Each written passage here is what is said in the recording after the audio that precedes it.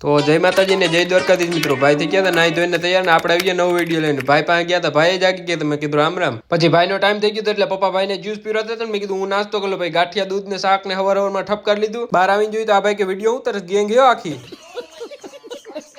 તો મયુરભાઈ નું થઈ ગયું નક્કી એટલે રાતે અમે કરિયાવર ભરવા ગયા હતા આ લોકો અહીં છાપું હતા ને ભેગું ગામ નું ધ્યાન રાખતા હતા પછી પપ્પાને કીધું મેં તો આ ગાડી લેતો જવા ઘર ભેગું થાને ભાઈ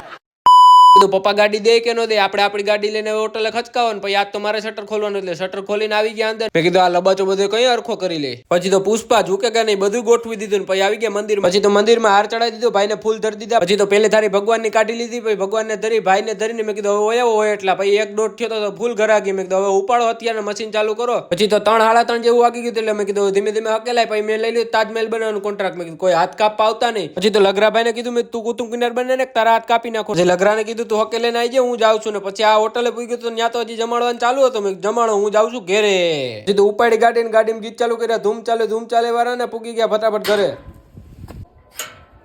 પછી તો ઘરમાં આવી ગયા ને હાલના 2 હાલ થઈ ગયા હતા ને પછી ગયા ભાઈ પાસે તો ભાઈ 4 આંખે જોતા મેં હું જોવે હો